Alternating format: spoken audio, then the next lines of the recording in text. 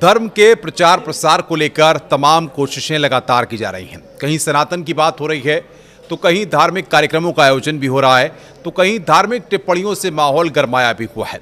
आज हमारे साथ बातचीत करने के लिए सदगुरु श्री सिद्धेश्वर जी हैं, जिन्हें हमने खास तौर पर चर्चा करने के लिए बुलाया है। सर, न्यूज़ 18 पर स्वागत है आपका।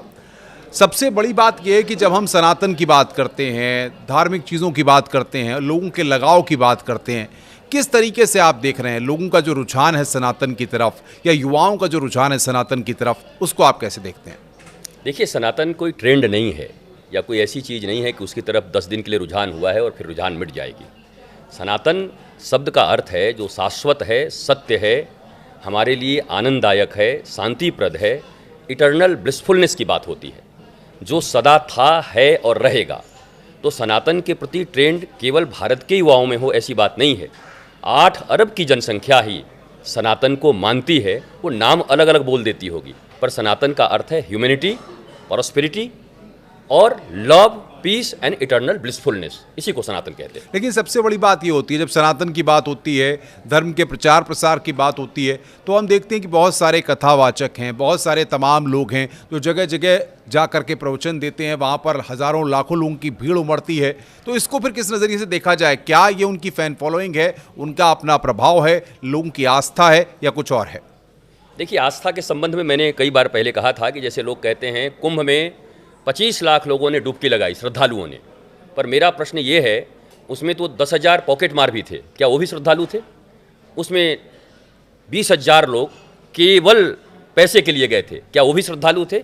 श्रद्धालु शब्द का अर्थ होता है जो सत्य धारण करने की क्षमता रखता है जी। इसलिए ये जो भीड़ है, अक्सर आपने देखा होगा अनुपम जी कि हम भीड़ के साथ भाड़ शब्द का प्रयोग करते हैं कि भीड़ भाड़ अच्छी थी। तो भीड़ तो मैं समझता हूँ भाड़ कौन है। तो कहीं ना कहीं अब भाड़पना कोई बुरी चीज़ नहीं है। अर्थात जो अज्ञानी हैं, जो समझते नहीं, जिनको बस कौतूहल बस किसी चीज़ को देखना है, पर जो बेसिक प्रॉब्लम्स हैं उसके सॉल्यूशन के लिए हम प्रयत्न नहीं करते। जब भी कोई धर्मगुरु होगा या धर्मशास्त्र का अध्ययन किया हुआ होगा या नॉलेजेबल पर्सनालिटी होगा, वो भीड़ भाड़ से मतलब नहीं रखता, वो अपने वक्तव्य को रखता है। और उस वक्तव्य को अपनाने वाले भी इस दुनिया में बहुत कम लोग हैं, भारत में भी बहुत कम लोग हैं, नहीं तो सभी ज्ञानी हो जाते। तो बहुत उंगलियों पर गिने लोग हैं जो रिसीव कर पाते हैं। लेकिन ये कथाएं चल रही हैं, ये धार्मिक आयोजन चल रहे हैं, इनमें अच्छी ही बातें कही जाती हैं, नशा छोड़ो, ये करो, तो इनसे कुछ लोगों के ऊपर जो प्रभाव पड़ता होगा। लेकिन बातें आप कह रहे हैं कि बातें अच्छी हो रही हैं। बयान एक बड़ा चर्चा में यति नरसिम्हानंद जी का, जिसको लेकर के माहौल सुलगा हुआ है, कई जिलों में जो है पथराव हो रहा है, दूसरे समाज के लोग सड़कों पर उतरे हुए हैं। ये कौन सा प्रचार प्रसार है? मुझे पहली बात तो ये कहना है कि धर्म एक है, धर्म अलग अलग है नहीं। धर्म की जय हो, मत अलग अलग हैं, बहुत सारे मत हैं, मैं धर्म तो एक ही मानता हूँ। अब किसी भी मत के महापुरुष के विरुद्ध किसी प्रकार की टीका टिप्पणी के मैं विरुद्ध हूँ। हम इसके लिए नहीं आए हैं इस पृथ्वी पर, हम आए हैं कहाँ खूबसूरती है, कहाँ अच्छाई है, उसको पिक करें और अपने आने वाली जनरेशन को दें। कहाँ गड़बड़ियाँ हैं, जो गड़बड़ियाँ थी वो हो चुकी हैं, जिसको आपको नहीं मानना आप मत मानो। आपने एक विवाद देखा होगा बहुत बड़ा, जो ढोल गंवार शूद्र पशु नारी। मैंने कहा आपको पसंद नहीं है, आप इसको छोड़ दो, पर प्रातःकाल उठ के रघुनाथा माता पिता गुरु ना वही माथा। हर बच्चे को उठ करके अपने माता पिता को प्रणाम करना चाहिए, ये तो बहुत अच्छी संस्कृति है। जो अडॉप्ट करने लायक है उसको अडॉप्ट करिए, जो आपके लायक नहीं है उसको छोड़ दीजिए। किताबें जलाने का प्रयत्न मत करिए। आपको अपने भीतर में क्या लेना है आप प्रयत्न करिए। किसी दुकान में आपके पसंद का अगर सामान नहीं होगा तो दुकान में आग लगा दोगे? आपके पसंद का नहीं है, दूसरे दुकान चले जाओ और जो पसंद का है उसे उस दुकान से ले लो। वैसे ही धर्मशास्त्र हैं, हो सकता है आपके योग्य उसमें चीज़ें न हो, समझने के योग्य न हो, तो आपके लायक जो है आप उसमें से ले लीजिए। मैं किसी भी प्रकार का इस प्रकार का वक्तव्य जो किसी भी महापुरुष के खिलाफ हो, मैं उसको स्वीकार नहीं करता। और धर्म इसका नाम नहीं है, धर्म अराजकता का नाम नहीं है।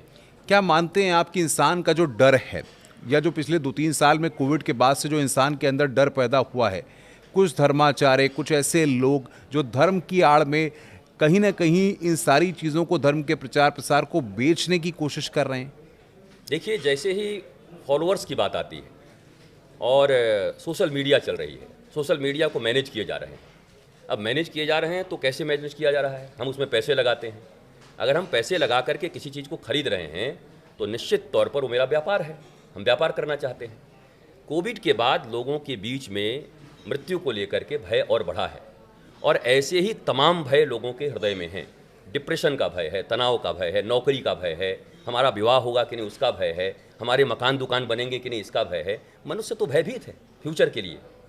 इसलिए इस भय का व्यवसायीकरण न हो, ऐसा हो नहीं सकता। अगर आपके भीतर भय है तो बेचने वाले भी तैयार हैं। मैं सबके लिए नहीं कहता, परंतु ये जो बहुत भीड़ भाड़ आप देखते हैं वो किसके लिए भीड़ होती है? Beginning of real spiritualism, who am I, मैं कौन हूँ इसके लिए, मैं किस लिए पृथ्वी पर आया हूँ, इसके लिए भीड़ होती है। ये भीड़ होती है मेरा टांग में खराबी है, टांग में खराबी है तो डॉक्टर के पास जाइए।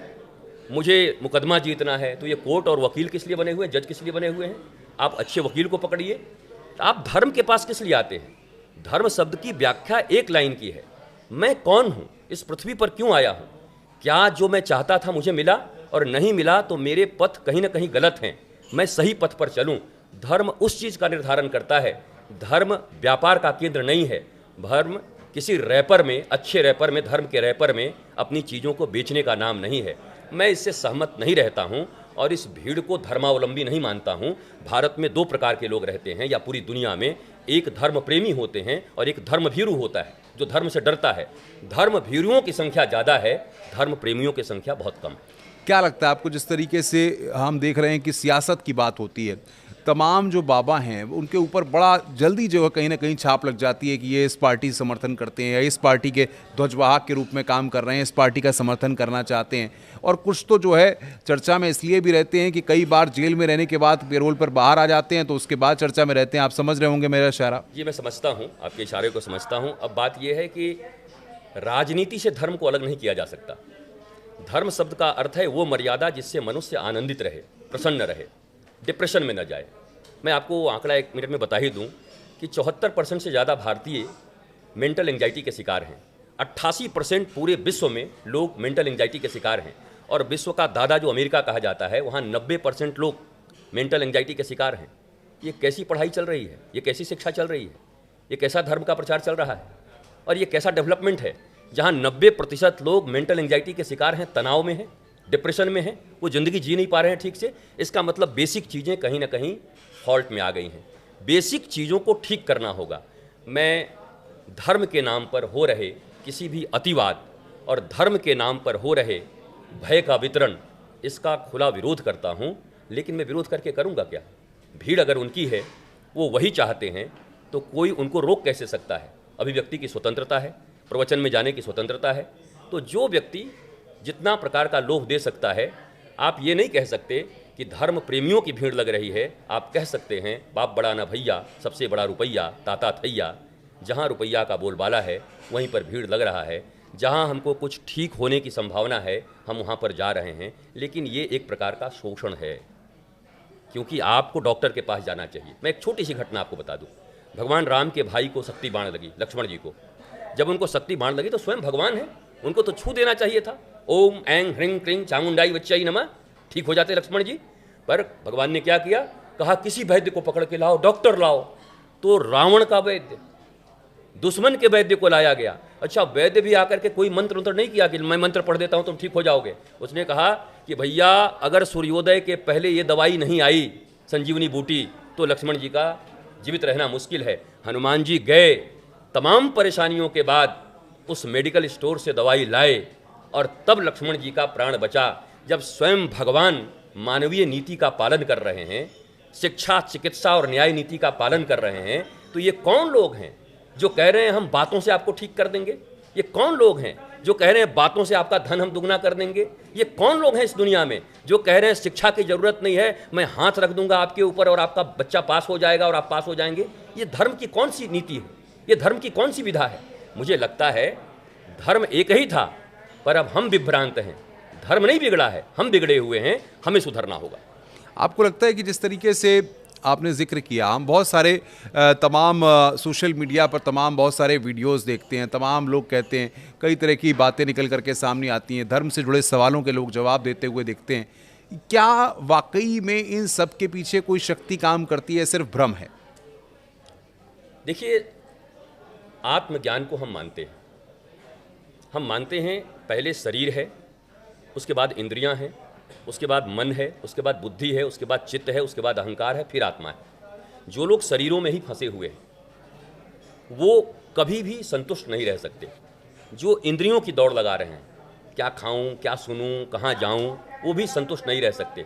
जो मन के अंदर में है, तो मन तो चंचल है, उनको सदा चंचल किए रहेगा। हमें पहुंचना है आत्मा तक। रियल मैं कौन हूं? जब तक ये नहीं जानते धर्म के द्वारा, धर्म की पद्धति और ज्ञान की पद्धति सिर्फ इसके लिए बनाई गई थी कि मैं हूं कौन, मैं हड्डी मांस चमड़ा हूं या भीतर से कोई और है, कोई और शक्ति मुझे जनरेट कर रही है, मेरे से कार्य करवा रही है। उस शक्ति को पहचानने का नाम ही धर्म है। पर आज धर्म तो वो नहीं रह गया।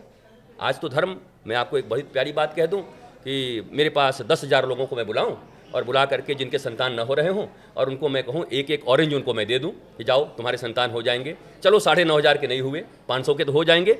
उन 500 के जब हो जाएंगे तो वो 500 इतना प्रचार करेंगे, अरे मेरा तो हुआ। परंतु 9,500 जिनका नहीं हुआ वो मेरी निंदा करने नहीं आएंगे, नहीं निंदा करेंगे, वो नहीं खोजेंगे, वो दूसरा दरवाजा खोजेंगे कि यहाँ नहीं हुआ तो कहीं और होगा। उनको चाहिए और वैसे ही दर दर की ठोकरें खाते रहेंगे, दूर दूर होते रहेंगे। तो कहीं ना कहीं मेरा ऐसा मानना है कि विज्ञान के इस दौर में धर्म को विज्ञान से अलग करके जो दिखाने की चेष्टा की जा रही है, ज्ञान और विज्ञान कभी अलग नहीं हो सकता। नॉलेजफुल पर्सनालिटी ही वैज्ञानिक भी हो सकता है। विज्ञान का अर्थ होता है अनुपम जी, विशिष्ट चीज़ों का ज्ञान, कंप्यूटर का ज्ञान, बोला कंप्यूटर साइंस। मोबाइल का ज्ञान होगा तो उसको उसका साइंस बोल देंगे। ऐसे न्यूरो साइंस, ये साइंस ही क्या है? धर्म का अंग है। समग्र ब्रह्मांड के ज्ञान को धर्म कहते हैं और विशेष विशेष चीज़ों का जो ज्ञान हमारे पास है उसको विज्ञान कहते हैं। तो विज्ञान और धर्म अलग कैसे कैसे हुए? मुझे आज तक समझ में नहीं आया कि कैसे स्पिरिचुअलिटी और साइंस अलग अलग हो गई। पर आज तो लोग अलग अलग साबित आप इसको लेकर के एक विश्वविद्यालय भी लेकर के आ रहे हैं और यूजीसी से बता रहे हैं कि उसकी मान्यता भी कुछ दिनों में आपको मिलने वाली है। ये इसके पीछे क्या आपका मोटिव है? देखिए, मैंने सब देखा, समझा। अगर बचपन में जब बच्चे गीली मिट्टी होते हैं, कच्चे बांस होते हैं, उस समय में उनके भीतर अगर संस्कार नहीं दिए गए, उस समय में उन्हें धर्म और विज्ञान के विषय में नहीं बताया गया, तो आगे चल करके आप जितना भी विश्वविद्यालय खोल लें, जितनी भी शिक्षाएं दे लें, उस बच्चे के भीतर में कोई अंतर नहीं आने वाला है। और आप वैज्ञानिकों से पूछेंगे, डॉक्टर से, साइंस से पूछिए, 90% बच्चा तो बना बनाया माँ के गर्भ से आता है। माता और पिता की जो मेंटल स्टेटस थी उस समय में जब वो मिलन करने को गए, इसीलिए हमारे यहाँ सनातन में 16 संस्कार थे, जिसमें गर्भाधान एक संस्कार था। गर्भाधान कैसे किया जाए वह भी एक यज्ञ की तरह है। गर्भाधान कोई काम की खेला नहीं है, काम लीला नहीं है, ये कोई वासना का खेल नहीं है, बल्कि इस पृथ्वी पर एक ऐसा व्यक्ति जन्म लेने वाला है जो चाहे तो लादेन की तरह पूरे विश्व को नष्ट करने का भी सपना देख सकता है, या चाहे तो विवेकानंद की तरह लोगों को प्रेम, शांति और आनंद देने वाला भी हो सकता है। आप इतने गंभीर कार्य को इवेंट बना के छोड़ दिया, विवाह को। विवाह हमारे यहाँ संस्कार था सनातन धर्म में, पर हमने उसको इवेंट बना दिया। अरे इवेंट बनाने की जरूरत नहीं है, उस संस्कृति को बचाए रखने की जरूरत है।